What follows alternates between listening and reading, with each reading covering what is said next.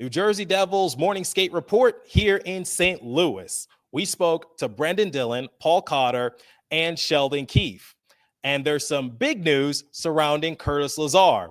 What is it? We have a lot to break down in today's episode of Locked On Devils, and I have a lot of sound bites to share with you. Buckle up, everybody. You're Locked On Devils, your daily podcast on the New Jersey Devils. Part of the Locked On Podcast Network, your team every day. Hi, this is Bryce Salvador, and you're Locked On Devils with Trey Matthews. Elliott scores! Oh, Steven stepped up, nailed it. Brodor's got the puck. What a shot. The Devils win the Stanley Cup. Alrighty now, what is up, New Jersey? Welcome back to the Locked On Devils podcast here at the Locked On Network. I'm your host, college hockey play announcer, Devils writer, Pucks, Pitchforks, and also part-time credentialed media member, Trey Matthews. Coming to you from the gateway of the West. I made the trip to St. Louis, Missouri, and I am recording this episode in the media area here at Enterprise Center. So if you're watching on YouTube, I apologize for the poor lighting and the ominous background, but working with what I got. I have a lot of sound bites to share with you guys and some big news coming out of Morning Skate. So let's get right into it. In the first segment, we're going to talk about that big news. Curtis Lazar is coming back from injury. He was practicing alongside Tomas Tatar, who is also scheduled to make an appearance in the lineup after being a healthy scratch the past couple games. Then in the second segment, we will hear from Brenden Dillon, and he's going to talk about the physicality that's going to be needed in this matchup. And then in the third and final segment, I will play Paul Cotter's media availability, because while Cotter hasn't produced that many points the last few games, that was to be expected, he still plays an integral part on this Devils roster. And it's one of the things why I kind of warmed up to the fact that the Devils moved on from Alexander Holtz and Akira Schmid to get his services, because he's not a one-dimensional player. He brings a lot of different dynamics to the roster. And like I said, that's going to be important in this next game against the St. Louis Blues. All right, let's talk about Curtis Lazar. Per Sheldon Keefe, whose soundbite I will play momentarily, he confirmed that Curtis Lazar is back after being sidelined for a few weeks due to him taking a nasty hit from Radko Gudas. A lot of people, including myself, we're concerned. I was speculating, does that mean he's going to be out until mid-season? Because Keefe said that he was going to miss some significant time, and people were basically spreading rumors saying that he was going to miss the entirety of the season. And a lot of people were just wondering, like, when is Curtis Lazar returning? And the past couple weeks, we've been seeing him return to practice, making his way back onto the rink. And now the day has finally come. Curtis Lazar is back. Why am I excited for this? Well, the thing about Lazar is that he's not going to produce that many points. He only has 2 points in 12 game appearances so far. But he brings a different dynamic, similar to what I said about Paul Cotter. It's not just about the points. It's about his effort. He plays the full sheet of ice, all 200 feet of it. And that is so important, especially against this St. Louis Blues team, who is known for their physicality. Yes, their record doesn't reflect it, but let's admit, Jim Montgomery has improved the team ever since being fired from the Boston Bruins. And the Devils fell victim to that when the Blues came to the Prudential Center. And this is a team that the Devils are only going to face twice. So they've lost the first matchup. They're looking to even up the series. And physicality is going to be the name of the game. So let's play the soundbite from Sheldon Keefe shortly after the Devils morning skate concluded. Take a listen. Both of them playing tonight? They are, yes. When you look at the threat that the Blues brought, and you've talked about it yesterday about them shoring up their defensive structure, what have you seen out of your team when they have been successful offensively that can counter really strong Blues defensive zone play? We just got to stay with it. I mean, you got to do it for 60 minutes and threaten as often as you can, get to the neutral zone as cleanly as you can, defend quickly, to get the puck back, all those sorts of things. So, it's the same challenge you face each night. This team's going to make it a little bit harder. What can you talk about the physicality collectively? Because it seems like defensively, you guys have really taken steps forward as the season progresses. It's been a focus of ours for sure. I think we've done it more consistently of late. We need to close quickly and end plays quickly, and all that stuff requires a physical element. So we've got some players that can bring that element, but it's been pretty consistent throughout our lineup. Sheldon, we've talked a lot about Heischer's line and what they've done against the opposing top guys, and they get help from the defense period put out there. Because my point is, with the focus on Nico, what about the wingers? What are they doing? What's a guy like Timo Meier doing to be able to maintain that position and be as strong as that line's been? Yeah, well, Timo specifically, to me, has done really great work on the forecheck. Really moving his feet, getting on top of defensemen quickly, and when he does that, it allows the line to be in the offensive zone. It's the best way and easiest way to defend against top players, is to make them have to be in their own end. So Timo does a really good job of that. He's also tracked really well, comes back, just as hard towards our end as he does, on that forecheck. So all that stuff has been good. When he has the puck, he holds on to it. So those are all really important elements, when you're playing against good players. Brent Pesce obviously been playing really well over the last month plus, but he's getting rewarded points-wise now. Are you seeing him any more comfortable in finding his spots in the offense, or do you think it's just a matter of pucks going in for him or going in off passes for him? I mean, I think there's a little bit of just, good fortune coming his way after doing so many good things early in the year, and it just maybe didn't get rewarded. But I also just think our team's taken some steps. I think we're on the same page more offensively, in the offensive zone especially. We've had a real uptick in our time spent in there, and I think we're more in sync. A little more practice time that we've had here through November, and that I think has really helped us. So I think all those sorts of things. I think our defense in general is contributing more, but Pesce specifically, I think, has certainly made some good plays, and he and Luke are spending a lot of time on the offensive side of the puck too in the O-zone. Once again, I'm really excited to see Curtis Lazar put a lot of effort in and give the fourth line more of a boost, because that was very evident when he went down with an injury. Same with Nathan Bastian. The Devils were in need of some more bodies on their bottom six, and trying to fill it out with AHL players, it wasn't really working. We saw the last couple games that Sheldon Keefe was trying to get Curtis McDermott some reps, but let's face it, if McDermott is not fighting anyone, he's not really all that efficient. I mean that respectfully. And hopefully just getting Curtis Lazar back and the energy he can bring, I think that's going to be so vital for New Jersey. And one of the things that was missing last season was depth. And with me not knowing how long Curtis Lazar was going to be out, the same with Nathan Bastian, I was really concerned for the Devils' bottom six, because similar to what Sheldon Keefe said a while back, sometimes the Devils are a little too top heavy.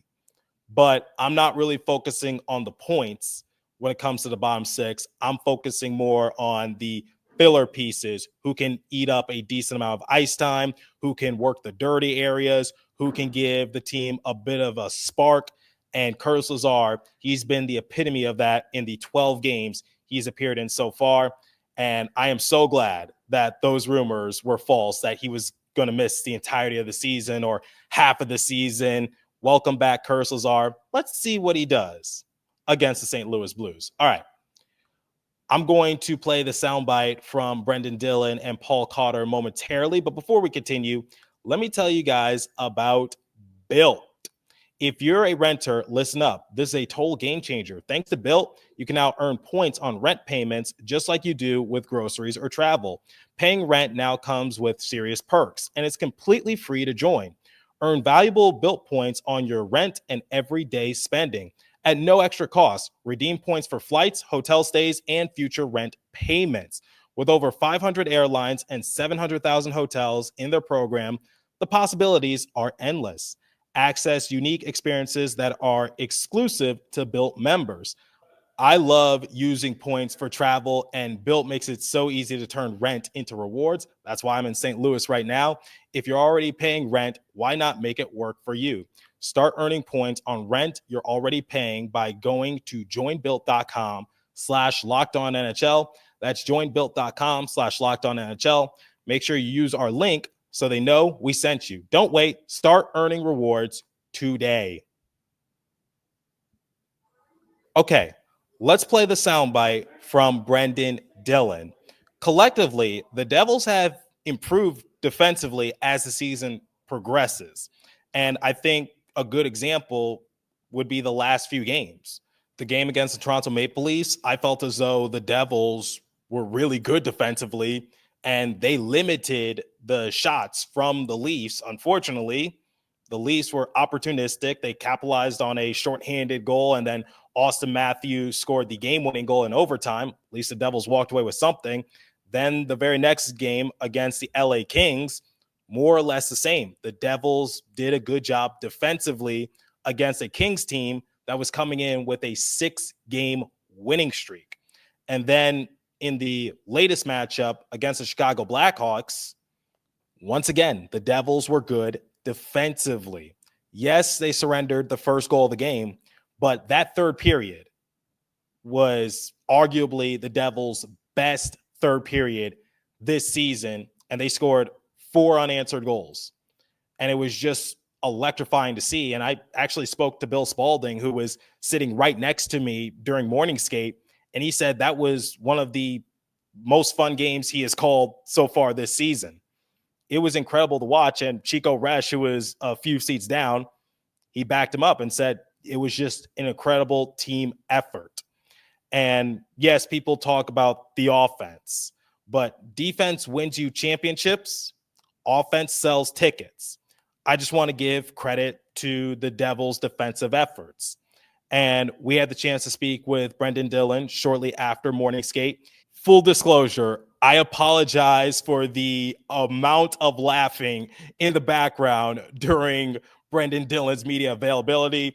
Eric Halla and Toba Shatar, they were having a ball. I don't know what they were laughing about, but you just love to see the team chemistry. So I'm not really going to fault them in that regards, but just giving you guys that disclosure. Here's what he had to say about his game, the mindset going into the Blues matchup, and also how the Devils have been performing collectively. Take a listen.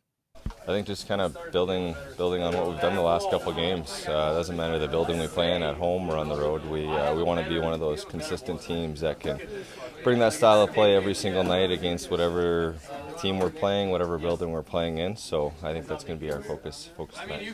And just looking at the last time you guys played, they really shored up their defensive structure, and they're really physical, they're battling, they're forechecking hard.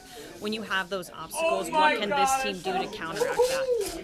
Well, that's what St. Louis is. They got a new coach. They kind of got somewhat of a new identity. Really skilled team, physical team, structured team, and we saw that firsthand. They got a couple goals and didn't give up a whole lot the rest of that game in New York. So we just got to match that intensity. It's going to be a lot of competitive battles. It's going to be hard to get pucks through. They do a good job blocking shots. Again, on the other side, they do a great job of getting to our net. So it's going to be one of those tough games, and I think something that's been a goal of ours is to be able to, whatever style of play we're playing against, do our best to match that, if not exceed that in whatever fast it takes to win the game. So a different test from some of the teams we've played at home over the last little bit, but we're trying to build something that's sustainable that we can just continue on. What's been the best part is kind of seeing the buy-in defensively from this group, particularly lately, just sticking with it in games where maybe it's been frustrating for a couple periods, but you don't start cheating the game and eventually get rewarded there. Yeah, I think the buy-in's been fantastic when you get the results that we've been getting. It's not like our top-end guys are not getting points because of it, or our power play is not clicking. We're still getting the offense, we're still getting the goals, we're still creating stuff, and I think that's just the best-case scenario for everyone to understand that. Just because you're putting a little extra focus on the defensive side of the puck or the structure side of it, you're still going to have that freedom to create and do what our top end guys do best. Does it fuel you guys on the bench when you see your skill players like a Bratter making a hit that then led to that goal at the end of a long shift, or Jack killing penalties now, things like that. Oh, it's fantastic. When your top players are leading by example, when they're a big part of what your team wants to be.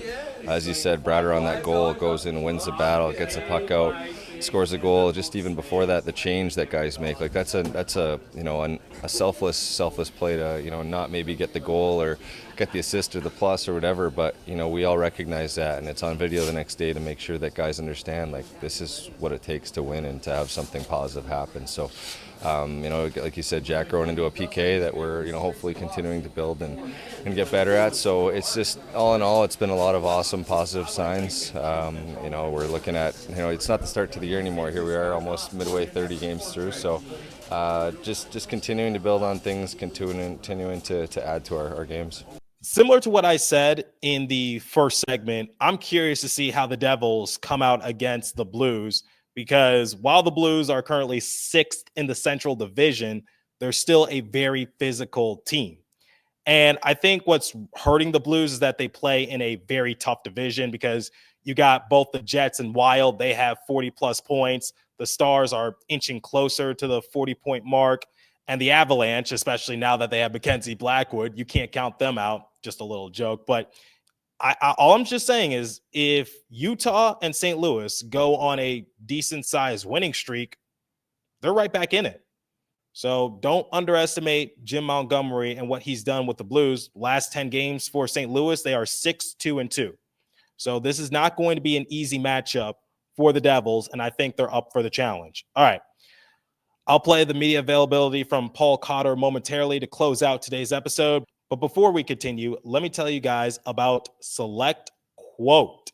The World Series, Super Bowl, the Olympics, the world's top athletes get to play at these top-level sporting events thanks to one thing, teamwork. And teamwork can also protect your financial legacy and your family's future. Select Quote's licensed insurance agents are the perfect teammates when shopping for customized, affordable life insurance. They can find you the right policy to keep your financial legacy safely in your family's end zone. And I think that's very important for a lot of people, including myself. Select Quote is one of America's leading insurance brokers with nearly 40 years of experience, helping over 2 million customers find over $700 billion in coverage since 1985. Other life insurance brokers offer impersonal, one-size-fits-all policies that may cost you more and cover you less, while Select Quote's licensed insurance agents work for you to tailor a life insurance policy for your individual needs in as little as 15 minutes. Get the right life insurance for you for less at selectquote.com/lockedon. Go to selectquote.com/lockedonnhl today to get started. That's selectquote.com/lockedonnhl. And now, let me tell you guys about FanDuel. Get ready to tackle the NFL action with FanDuel, America's #1 sportsbook. Because right now, new customers can bet $5 and get $150 in bonus bets if you win. The FanDuel Sportsbook app gives you everything you need to place live bets on the NFL all in one place. So when you get a hunch in the middle of the game, you can check out the latest stats, view live play-by-play, and so much more on the same page where you place your bets. Just visit FanDuel.com to join today. You'll get started with $150 in bonus bets if you win your first $5 bet. That's FanDuel.com. Never waste a hunch and make every moment more with FanDuel, an official sportsbook partner of the NFL. And please remember to always gamble responsibly. All right, to close out today's episode, let's play the media availability from Paul Cotter. Here's what he had to tell us after morning skate. Paul, when it comes to facing a team like the Blues that bring a really strong forecheck and have really shored up their defensive end, how can this group make sure that they're all getting inside positioning and able to generate against the Blues defense like that? We've seen in the O-zone finding the middle.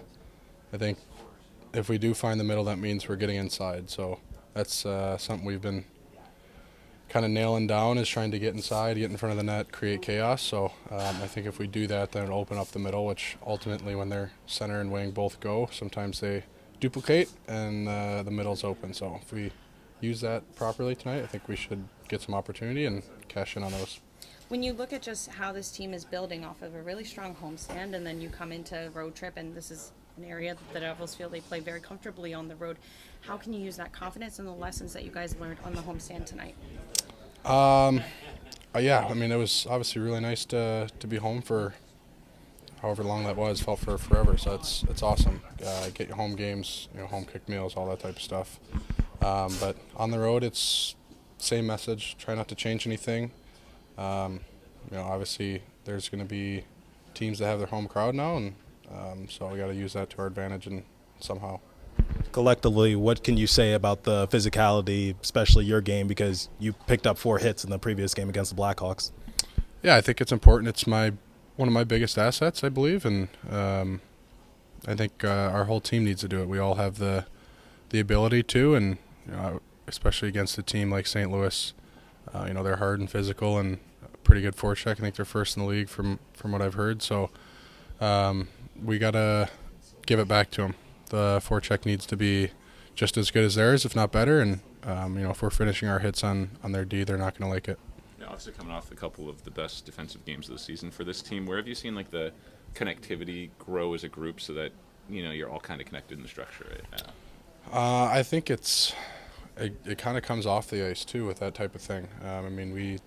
We're such a close-knit group, and, you hear everybody say that. But I think just the mood against even last game, Blackhawks, when we scored that goal, if there's a video of the bench, all of us are jumping up going nuts. So just the camaraderie that we have in the group, that ultimately translates to the game and system. You trust that guy, and so that helps. That's the biggest thing.